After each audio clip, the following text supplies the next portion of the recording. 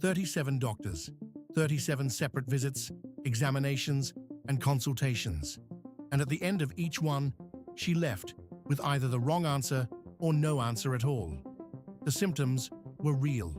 The suffering was real. The question is why it took so long for medicine to catch up with what her body had been trying to say. For years, she experienced something that resisted easy categorization. Her skin would flush without warning. Her heart would race at rest. Her digestive system would turn against her without any obvious trigger.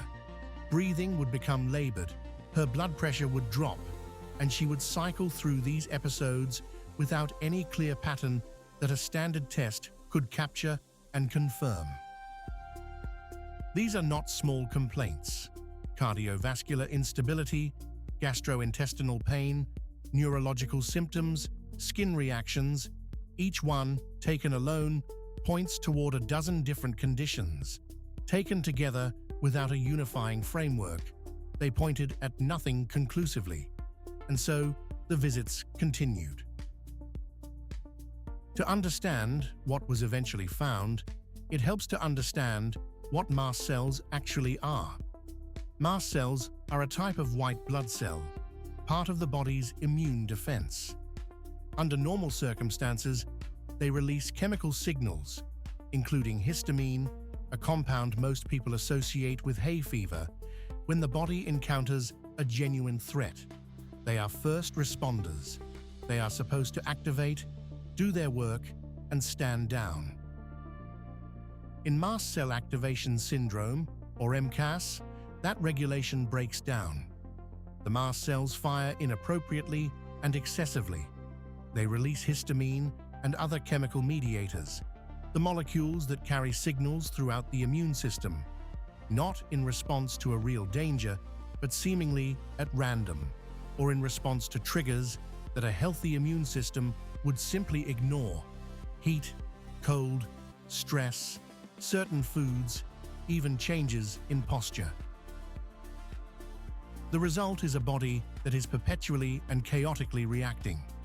And because those reactions span multiple organ systems, cardiovascular, dermatological meaning, skin-related, gastrointestinal, neurological, and respiratory, each specialist who examined her saw only one piece of the picture. The cardiologist saw an irregular heart rate. The gastroenterologist saw unexplained abdominal symptoms. The neurologist saw episodes that might suggest one of several conditions. The dermatologist saw flushing and hives. None of the findings were fabricated. All of them were real. But without a physician who was looking for the pattern underneath all of them, the diagnosis remained out of reach. This is the architecture of a diagnostic delay. It is not, in most cases, a story about incompetent doctors. It is a story about a condition that is, by its nature, a mimic. MCAS does not produce one distinctive signature. It produces many overlapping signals, each of which belongs to a long list of other possible explanations. Ruling out the more common conditions takes time, takes tests, and takes visits, 37 of them in this case.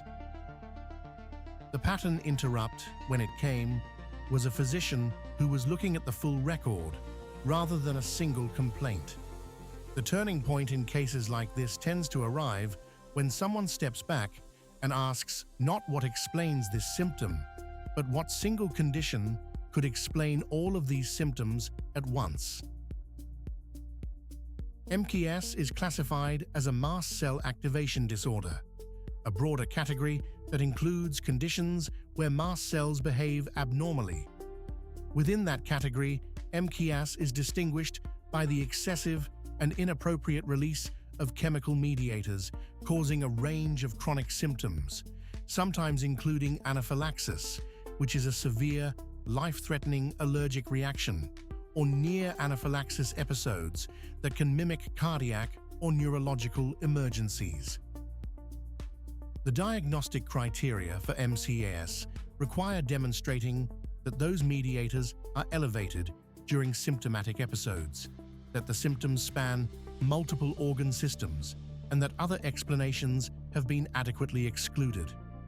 This is a high evidentiary bar, and it explains part of why the diagnosis is difficult to reach. Testing has to catch the body in the act of reacting, which can be logistically difficult when symptoms are episodic rather than constant. It also explains why many patients with this condition spend years inside a medical system that is doing its job, ruling things out, testing hypotheses, referring to specialists, without arriving at the underlying cause. The condition is not rare in the sense that it cannot exist.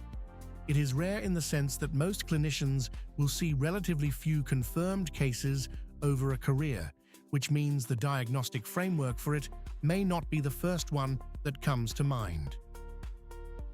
When the correct diagnosis was finally established, the significance was not just clinical, it was epistemic, meaning it changed the way the entire history of her symptoms could be understood. The flushing was not idiopathic, meaning without known cause. The gastrointestinal episodes were not functional in the dismissive sense that word is sometimes used. The cardiovascular instability was not anxiety. These were mast cell mediators, flooding systems that were not designed to handle that volume of chemical signaling again and again for years. What a confirmed diagnosis made possible was a targeted treatment pathway.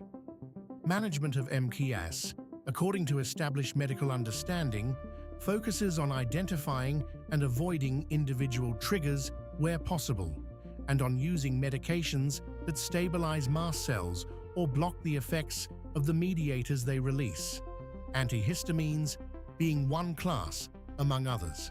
The goal is reduction in the frequency and severity of episodes. It is management, not cure. The underlying mechanism that causes the mast cells to behave this way remains an active area of research. What this case illustrates is not that medicine failed entirely. It is that multi-system conditions with no single dramatic test result require a different kind of clinical thinking, one that synthesizes across specialties rather than within them. That kind of thinking exists. It is simply harder to access when the medical system routes patients through sequential, compartmentalized evaluations. 37 visits, each one a reasonable clinical response to an individual complaint, each one in isolation, falling short of the full picture. The 38th changed everything, not because the physician was more skilled in a simple sense, but because the question they asked was finally wide enough to contain the answer. This is what makes cases like this important to document and to understand, not as evidence that medicine is broken, but as evidence that certain conditions demand a different framework. The body does not always organize its distress into one tidy complaint. Sometimes it distributes that distress across every system it has and waits for someone to read the whole map. This video is based on a publicly documented medical case and is intended for education and storytelling only. It is not medical advice. If you are experiencing concerning symptoms, consult a licensed medical professional. The question her case leaves open is one medicine is still working on. Why do mast cells lose their regulation in the first place? What triggers that initial shift from appropriate immune response to chronic, indiscriminate activation? The research continues. The patients are waiting. Medical mysteries. Every symptom has a story. Every patient deserves to be heard. Medical disclaimer. This video is based on real, publicly documented medical case reports and is intended for educational and storytelling purposes only. It is not medical advice. If you or someone you know is experiencing similar symptoms, please consult a licensed physician immediately.